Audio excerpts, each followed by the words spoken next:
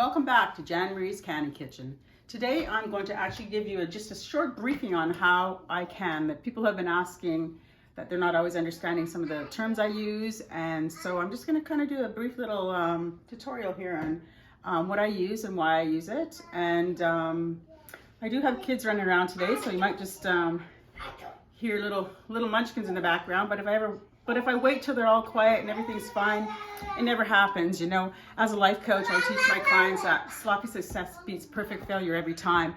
And I need to live by that myself. And here I am, and I'm going to show you exactly what I use to do water bathing.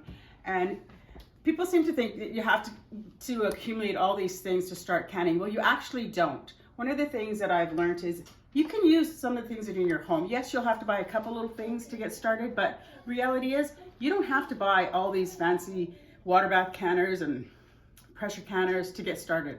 This is what I started with. This is just a Stockpot actually, and what I did is I just went to the local store that we had, and I bought an insert to put in the bottom so that when you put your jars in here, when you're water bathing them, they don't crack. But even if you don't have this insert, you can just use a tea towel and put it at the bottom, and away you go. I like this. I still use this Stockpot a lot, even though I do have a water bath canner. I like to use it for my smaller jars, like these. I believe these are 250 mils, because they're just perfect. You can put, I think I can get 8 or so in here, but if you're just doing a small batch of something, this is a perfect way to do it.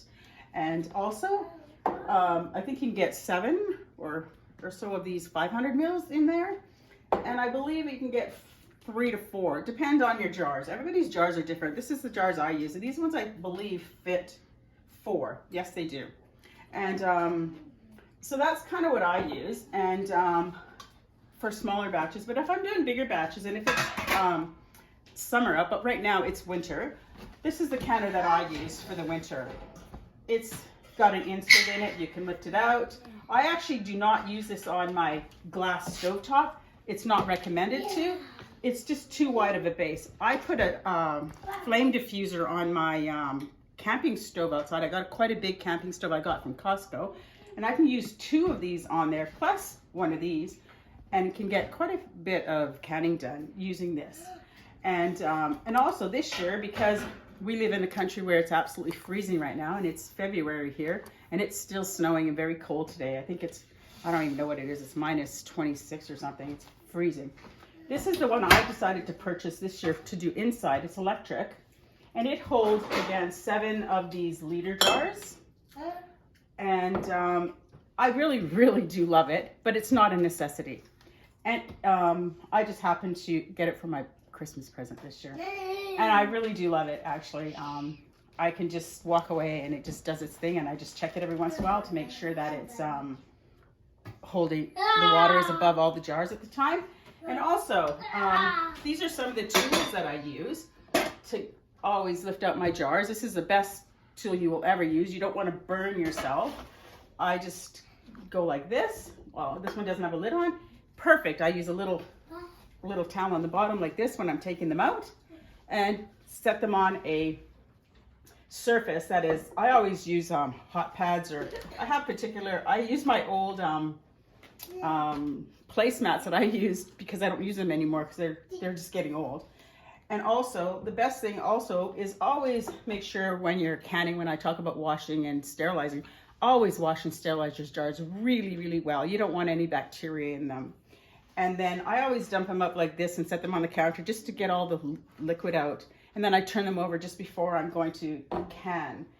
And I love this little handy dandy magnet. I usually put my seals in a little pot of hot water as I'm waiting. I know they don't say that it's necessary anymore, but I still really like to do that. I find I have better results with sealing. And I just take them out like this so that the bacteria doesn't get on the lids, and I just place them on like this.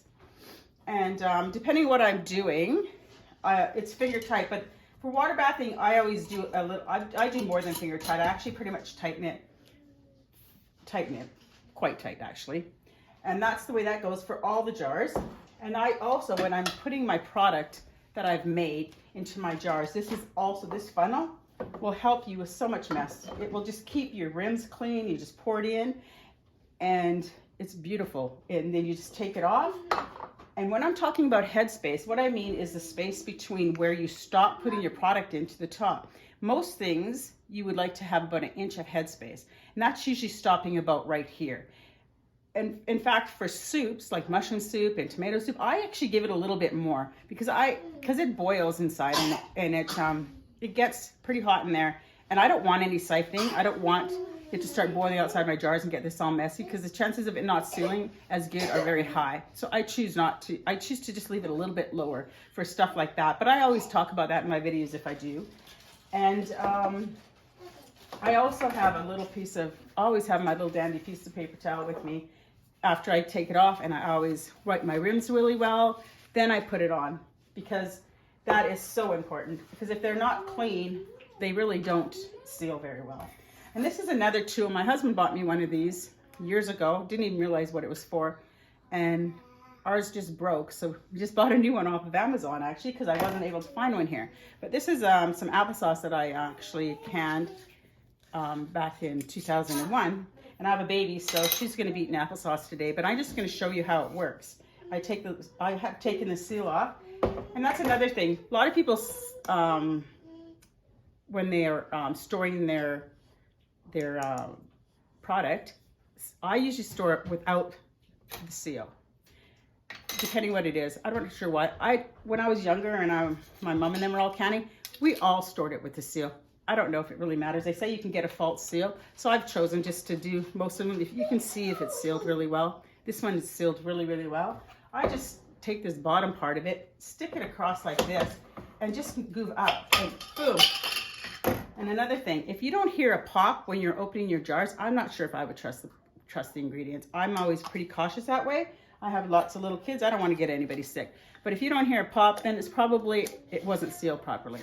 So now I'll just put this in the fridge and I'll use it today. And I also do pressure canning, but I don't have my pressure canner out here right now. I haven't been using it a lot. I have been choosing to water bath, actually. I just find that I'm getting a better product water bathing, even though it's longer. But in the long run, when you really think about it, for me anyways, when you're pressure canning, you have to wait for the pressure canner to get to a certain temperature. Then you have to vent it for 10 minutes. And then you have to cook it for however long that product is. And then you have to let it come down. It takes just about 2 to 3 hours, depending what you're canning as well.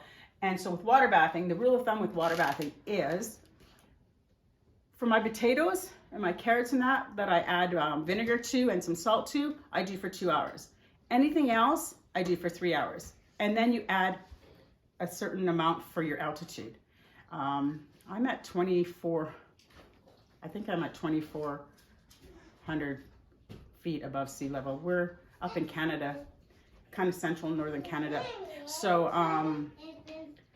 yeah, so I do 3 hours for all my stuff, especially meat. I have done ground beef. My video is on my channel. It's awesome. My kids use it all the time for like tacos and like sloppy joes, and I even use it for spaghetti if I'm in a real hurry. But otherwise, I use regular stuff. But so this is kind of a basic tutorial on how and why I use what I do, and the importance of cleaning your jars. And just play with it. Just really play with it and just learn.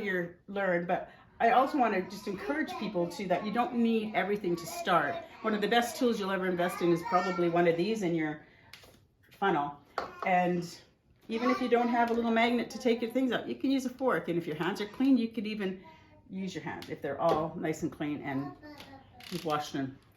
But you can start with a Stockpot. It is not a big deal. And I know there's controversy out there regarding that, but honestly, I've been water bathing for many years, and we've never ever had a problem, as long as you make sure that you water bath for 3 hours. And that doesn't matter if it's a liter jar or a half of liter, 500 ml or whatever. If it's got meat in it, you do it for 3 hours. That's just the basic rule. I wouldn't do it for any less than that.